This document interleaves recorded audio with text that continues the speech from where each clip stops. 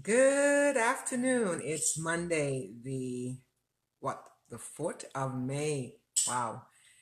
Here we are, and it's time for Monday Manna, and I am trusting that many of you will come to the table because I truly believe as we sit together in a virtual space, of course, and connect, that we will be able to touch each other's heart because I truly believe this is not a time to stay distant. It's a time to really connect. So, physical distance, yes, but let's connect, let's connect, let's connect. And this is one of the ways that we can do so.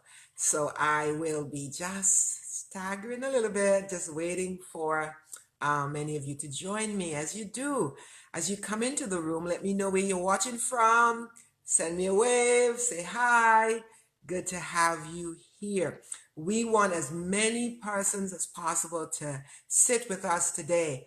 Kalima, it's so good to see you. As I send the invitation out, I thought, oh, it's been a while since I've seen you watching live here, but it's good to have you. Trust all is well in the St. Thomas in the Virgin Islands where you are. God bless you, Sister D. Good to have you here. This topic today is relevant to all of us. And so I'm going to ask you, please share, invite your friends. We want as many persons as possible to be at the table today. God bless you, Tanya. Good to have you. Good to have you. Good to have you. Thank you, Lauren. Wow, trust you had a great weekend. Whatever that looked like. Many of us normally gather for church, but we've had to stay at home and watch our live services. And for some of us, we are doing the live service. And so, however you spend the weekend, I trust it was a meaningful time for you and your family. As we continue to press our way through this crisis, as we continue to press our way through this pandemic, I believe with all my heart it's going to be very important that we are working through our own personal stuff. Anything that is lurking beneath the surface of our lives will certainly alter and influence how we're able to navigate our way through this crisis. I don't believe that unresolved and unrecognized or unaddressed issues can we can they're not going to help us. They're going to hinder us from being able to move forward. And so I am praying that we would come into the room today with such an open mind, open heart, and I am willing to look at your questions today. I'm sitting in a place where I can read the comments in a better way, and so hopefully we can all do this together. Good to see you here. And I want to show you, I want to flip the camera just a little bit. I want to show you an image, and I want to ask what your thoughts are about this image. Let's see if I can do it right, okay? All right, let's see. So you're seeing that image, right? And the artist who created this image, created this sculpture to reflect and speak to the issue of grief. I would like you to take a moment and tell me, what does this image say to you? How would you interpret, as briefly as you can, quickly, how would you interpret what you are seeing on the screen? Anyone? Let's make it interactive today. Let's connect today. And yes, go ahead while you're doing that, while you're thinking. There are people you know need to be in the room. Invite them quickly to join you in this space. All right, who wants to go first? Anyone, any brave soul out there? All right. I am going to go ahead and flip the camera back on me, but still I'm waiting for, wow. Somebody says bow down and worship. All right. Interesting. Someone in pain. All right. Anybody else? Anybody else? All right, I'm gonna flip the camera back on me. Um, any other thoughts on what that image says? Paralyzed, stuck, broken. My goodness. Wow. Whoa. Yeah. What a powerful imagery that speaks to grief. I'm going to show you another one. And again, I want you to share with me what your thoughts are on this imagery. Take a moment.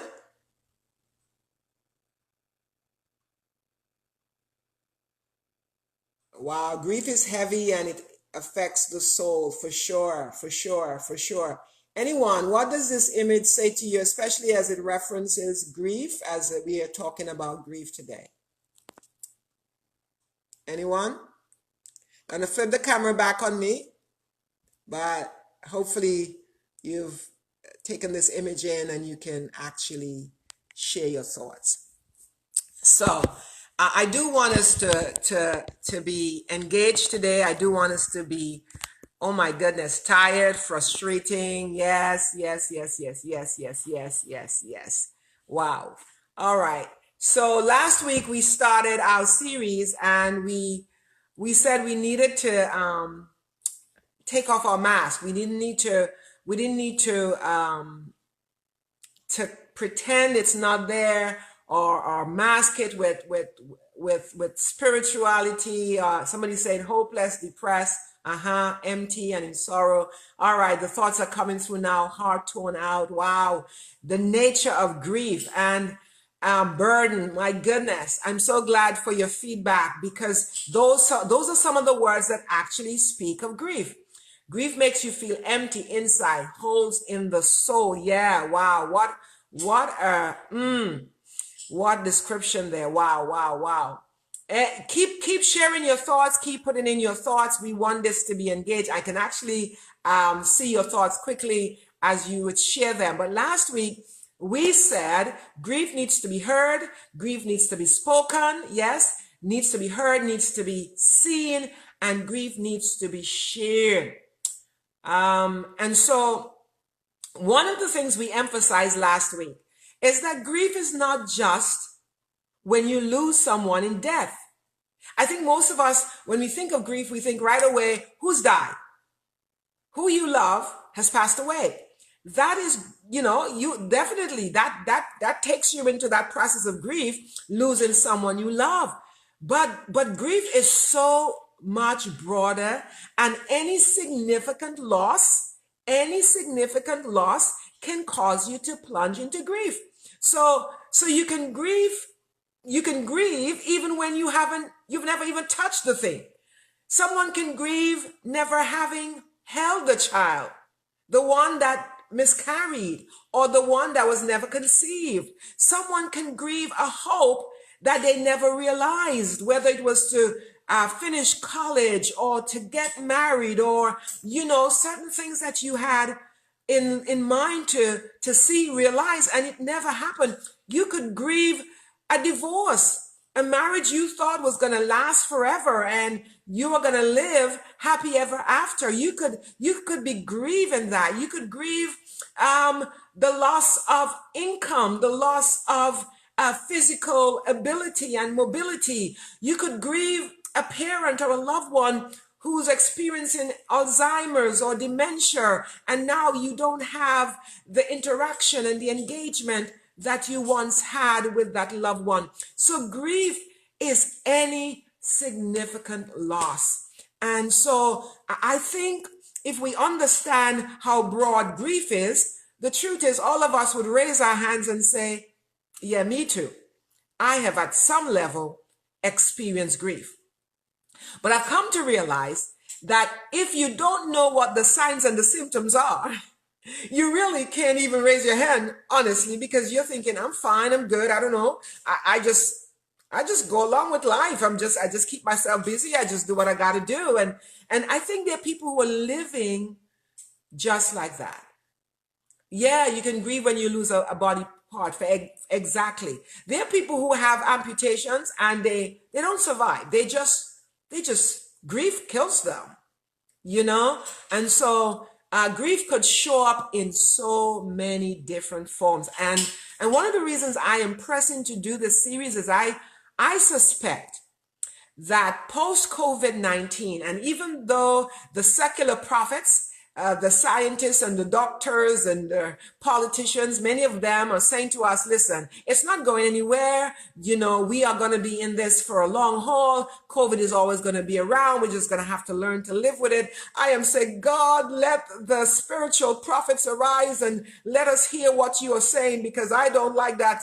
I don't like that prognosis. It doesn't sound good to me. However, you know, I'm going to still say there will be a post-COVID-19, and I am saying we're going to need to know how to navigate our way forward, because many of us would have suffered significant losses during the pandemic.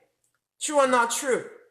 There are people who have lost their jobs. There are people who have lost their income. There are people who have lost connection and relationship. And I mean, churches have had to close their doors, and memberships, you know, membership is scattered. The congregants are scattered. And I mean, we've been working hard to keep people together, and there's so much loss. There are people who are self-employed, and all of a sudden there's no income coming in. I mean, trust me, we are talking about grief on a massive scale.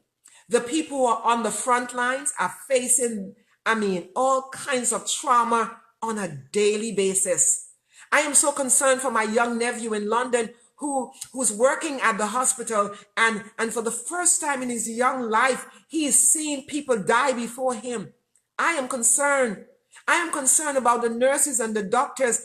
Listen, here's what we tend to do. If we don't address what we feel, we get numb. We just stuff it. We suppress it. But here's the danger of not owning, identifying, acknowledging, and addressing unpleasant emotions. This is what happens. When you and I, in order maybe to survive, I don't know, choose not to look at, acknowledge, and confront unpleasant emotions, those emotions that we'd rather not acknowledge are there, guess what happens? It now hinders us from even accessing the pleasant emotions. So guess what? When I don't want to deal with grief, when I don't want to talk about grief, when I don't want to address grief, it means that I am causing a paralysis to my emotional quotient and my emotional ability to connect when it comes to love, when it comes to compassion, when it comes to empathy. Ooh. So if we become dead and indifferent and apathetic and detached from those emotions that we think, I don't want to feel anger, and I don't want to feel grief, and I don't want to feel sadness, and I don't want to feel, you know, what those things that we say, get rid of those negative emotions, right? If I don't want to feel those, it means that I'm also blocking the very pipeline. I am clogging up the very channel through which love and compassion and empathy should also flow. My goodness, I don't want that. I want to be alive. So somebody needs to say, I want to be alive fully. I want to be alive. So I want to be alive to what I feel unpleasantly, and I want to be alive to what I feel pleasantly. I think we cannot have one or the other. And I think that's the mistake we make. We think we could have only the pleasant emotions. The truth is, I have met people, man, they should be excited and they're flat. They're just blah. You know, some people, they hug you and you're thinking, did you just, no, I didn't feel that. And if anybody knows me up close, you know, I'll tell you in a minute, I didn't feel that hug. If you're going to hug me, hug me. You know, but just everything about them just feels so blah. And I think part of that is they have stifled and stuffed, you know, those emotions that are unpleasant, and therefore cannot now freely flow in those wonderful emotions that we all love to feel. Listen, I'm glad you're here. But do me a favor as we get deeper into the study today, invite someone at the table. We are in the series, Let's Talk Grief. It's part 2. And today we are going to address some signs, some symptoms, so we can actually help ourselves and help other people that may be in grief and have no idea what's happening. Let's go back, however, to the definition that Barbara Ward gives concerning grief. She says grief is the normal and natural reaction to any kind of loss we experience in life. So it's the normal reaction to any loss we have in life. If you are in a health crisis, you could plunge this grief, man. Come on, somebody. I mean, if you've lost, some kind of physical ability, if you've lost a dream, oh my goodness, that could cause you to be grieving as well. Therese Rando says grief refers to the process of experiencing the psychological, behavioral, social, and physical reaction to the perception of loss. So grief can show up in a physiological manner in your body. Grief can show up in a psychological manner, that's in your emotions and in your thought world. Grief can show up in a social way, in how you interact or don't interact. So grief can manifest in so many different ways, and we need to know what's happening. Again, we want to be mindful that if we don't address, and if we don't acknowledge, and if we don't resolve past losses, hurts, trauma, disappointments, if we ignore them and just keep living, just keep doing what we're doing, they're going to get caught up with us. They're gonna impede and impact our ability to move forward, especially now. So let's talk about the psychological or the physical symptoms of grief. Are you ready? Have you invited someone to share in this broadcast? Bring them in the room. What are some of the physical symptoms of grief? Anybody wants to shoot at me? Any thoughts you have? Again, I am able to interact a little bit more because I'm eye level with the camera, and I can see the comments quicker. But so I'd love your interaction, your engagement today. Anybody? When we talk about physical symptoms of grief, there are some. There are many actually, and I wonder if you know of any physical symptoms of grief.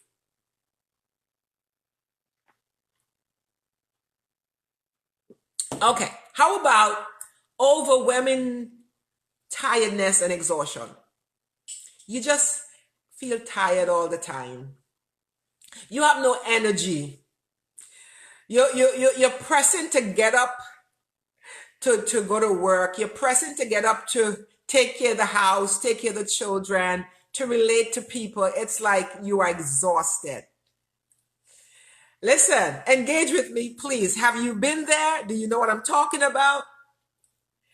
Another physical symptom of grief is restlessness.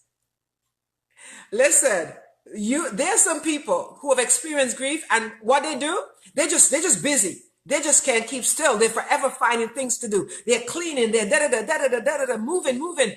Just yeah, somebody says eating, somebody says weight loss, yes, absolute. Weight gain, absolutely. Distracted, yes. I mean, there's something called avoidance. I don't want to deal with it. I'm not supposed to feel this because the joy of the Lord is my strength. Do you read in John 11:35 that Jesus wept? Did you read about Jesus in the Garden of Gethsemane, that he grieved to the point of his sweat released blood? Do you see how many times in scripture that God named an emotion, whether it be anger? Come on, somebody. We just want the happy, feel nice emotions, and the reality is all of them, all of the emotions are what really make us alive. All of them. And so I suggest that we do not ignore any emotion. Now, I say to us all the time, we don't want to say, you know what, those unpleasant emotions, come live with me. I want depression. I want anxiety and anger and doubt and fear. Come move in. No, you're not moving in. You're not getting residency. You're not getting permanent residency here. However, I want to know why you've come. Somebody says anger and fatigue, absolutely. Sleeping in excessive, absolutely. Sleeping excessively, absolutely. Somebody said sleeplessness. You see how it could work? In one person, it's insomnia. It's insomnia. In another person, it's like they're sleeping too much. So you've got to know the different signs and observe how it shows up in your world or in the life of somebody you know. Grief cannot be ignored, right? It will stop. Yeah, absolutely. So, where was I? Oh my goodness. Please invite someone in the broadcast. Please, please, please, please, please, please. Lack of interest in the things you enjoyed in the past. Now, when you start getting to that place, Elder Helen Thomas, I'm telling you, it is like chronic. It's chronic. Oh, Jesus. And we're going to get there today. Please share this broadcast because people are in grief. People don't know how to handle grief. And unfortunately, these aren't things we like to talk about in the church. Hello. We only want to talk about those pleasant things. The Lord's going to bless you and he's going to keep you and he's going to sustain you and he's going to lift you up. Yes, he will. But where he's going to lift you up from if you haven't acknowledged where you are? How are you going to be blessed if you're not mourning? He said, blessed are those who mourn. There's a blessing that comes upon the mourners. But if you're not mourning, then you are pushing aside and pushing away the very blessing that God wants to be yours. Oh my goodness, we're talking about the physical symptoms of grief. Go ahead, put your thoughts in. I love it. I love the interaction today. And continue to try and invite your friends to come along with you. How about aches and pains? Wow. There are people, right? Who listen, if we're honest, we would say, listen, prior to this process or to this experience, I didn't have these hip pains, or I didn't have these headaches, or the back of my neck wasn't hurting me like this, or my rib, my chest, this tightness in my chest is like, am I having a heart attack? What's going on? Anybody there? Come on, let me know you're there, man. Physical symptoms of grief can show up as pain you didn't have before. And all of a sudden, you are having these aches. You know why a lot of times? Because grief is not being vocalized. Because grief is not being acknowledged. Because there is no processing of the feelings, of the thoughts, of the emotions. Because we are only stuffing them, then guess what? Grief says, I need an outlet. So since you won't talk about me, since you won't acknowledge me, since you won't call me by name, I am going to show up as a headache. I'm going to show up as high, your blood pressure, you can't get it regulated. Hello? All of a sudden, you're having this back pain, hip pain, joint pain, headaches. Listen, some of what people feel, the doctors will never be able to find a diagnosis because the truth is, it is deeper. The stuff is coming from a psychological place. Wow. Yeah, heart palpitations, absolutely. Anxiety attacks are one of the symptoms, or is one of the symptoms of grief. And wow, stress in the body, absolutely. Wow, stress, absolutely. And how does stress show up?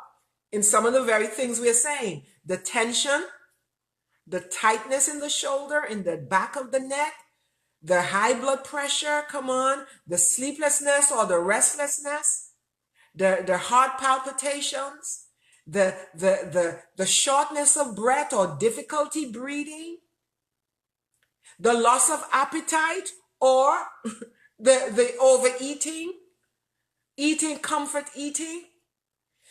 Wow. Insomnia, we talk about that, or sleeping too much or fearing to sleep.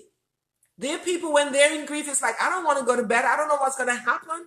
You know, I can only imagine, and those people who are surviving COVID-19 are actually saying that going to sleep is frightening because it affects your breathing. You don't want to go to sleep because the last thing you want to do is to be lying down and you fear dying in your sleep. Wow. Difficulty concentrating. Difficulty concentrating. The inability to stay focused and engaged is a physical symptom of grief. Can somebody who's in the room today just let us know so we kind of share space right now? Anybody can say any of those symptoms have shown up in your life and in your world? Especially if you're talking about currently, maybe you have walked through grief and you've processed grief and you're at the other end of grief, and praise God for that. But if you're walking through this thing, man, I am saying, oh my goodness, you're talking about me. Oh my goodness, somebody says dizziness, absolutely. Stomach ulcers, Somebody says shopping, absolutely. You know why? Because, especially if you're in the Christian community, if you're in the church world, some vices is like, no. So we're not going to go buy the case of beer, right? Or we're not going to buy the bottle of whiskey and, drink all weekend. But guess what? There's some other addictions that are more acceptable that we probably engage in. So we might binge on movies and we just watch one movie, Lifetime after the other or Hallmark after the other. We just go shopping and then we realize, I remember years ago, a friend and I, we were both speakers at a conference here in Orlando, and we decided, all right, we have a break, we're going to go shop. So we went up to the Ultimate Mall, and the truth is we were picking up things we didn't need. But I think we were stressed. And when we almost got to the counter, we started one laughter because we realized, wait a minute, what are we doing here? And we realized, you know what? We were stressed. And so we just like started to put back things, and we, some of it, we didn't put all of it back. But what I remember saying to my friend is like, this is actually better than paying $95 for a massage. So, hey, this is therapy. That's the truth. Sometimes we shop. And nothing is wrong in shopping, but when you start using shopping as therapy, nothing is wrong with eating, but when you start using food as therapy, nothing is wrong in watching a movie, but when you start watching one after the other, binging because you are so empty and you're so lonely and you're so sad and you're so whatever, then you start realizing I have just exchanged maybe one vice for the other. So I'm no longer addicted to drinking or smoking or, those things that in the church world would be frowned upon, but I am still addicted because I have not learned how to process my grief. Wow. Are you still there? Let me know. Anybody? Is this helpful? Is this helpful, anyone? Wow. Somebody says, I sleep in extreme. Wow, I hear that. And I think when you see these things presenting in your life, when you see these things manifesting in your life, you don't want to ignore them, especially when they become chronic. Listen, I have never been a depressed person. I've never suffered depression, but I know what depression feels like. But I wouldn't say I am depressed. I may have depressive feelings, right? And so I know that if I work through what I feel today, I'll be okay. But that's not true of everybody. Some people, the situation has become chronic. They're stuck. And when you're stuck, listen, you're going to need to get help. You're going to need to seek help. I remember years ago, I went to a funeral and it was a very rainy day. The service was at a church where the parking lot wasn't paved.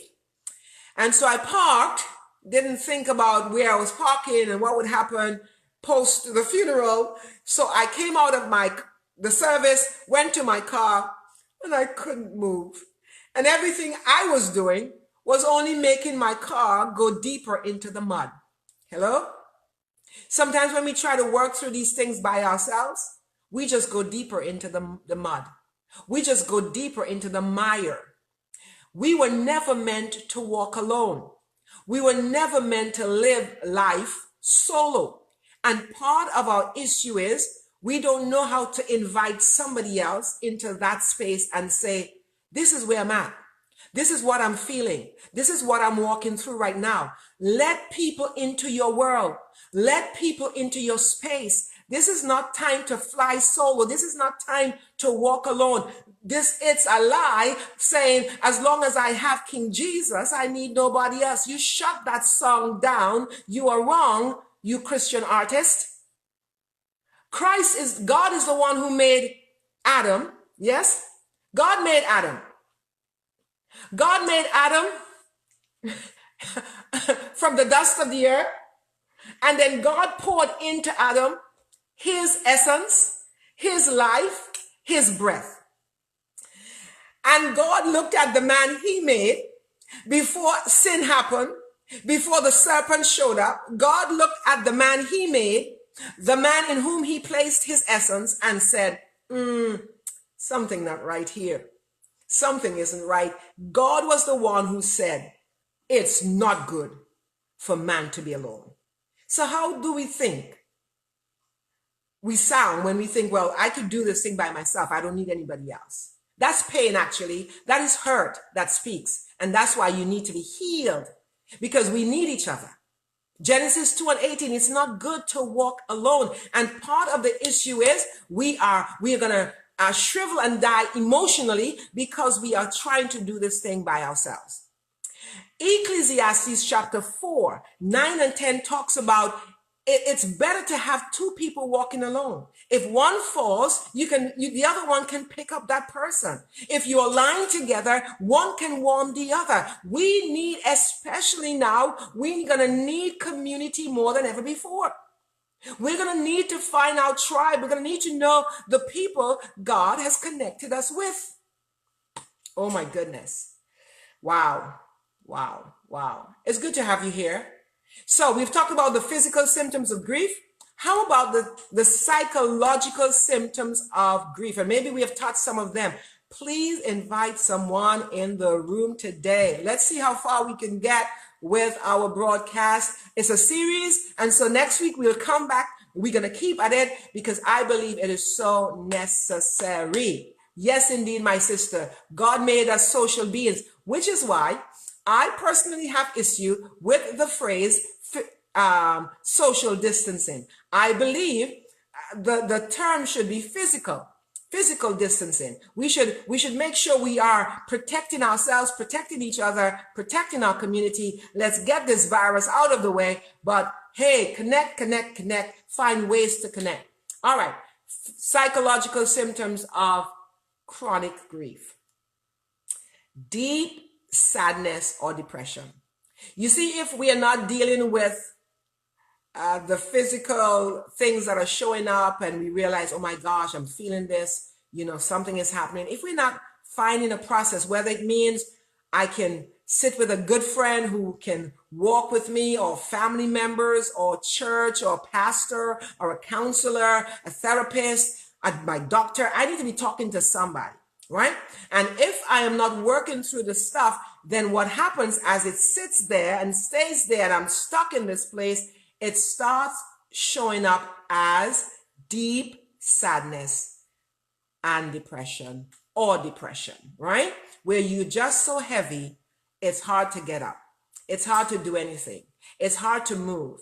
You have nothing. You just, like the first image we showed, you just a lot of weight. Right? Intense focus on your loss. When all you do is ruminate on the loss. Not that you shouldn't, but when that's all you do, it has now become chronic. When you cannot go in and out of grief, because you should. Grief, you should go in and out like the waves. You go in and you go out. You go in and you go out. You should be able to have moments when you're having a moment. and that's permitted, right? But if all you have are moments of grief, then it means you are stuck and you're in a chronic place. And I suggest if you're having that, please reach out now and seek help. How about extreme longing for your loved one? It's normal. It's normal. If you love someone, the fact that you love deeply means you will grieve deeply. Grief is only a reflection that you loved. So don't be afraid or ashamed of grief. It's an expression that you love deeply. And so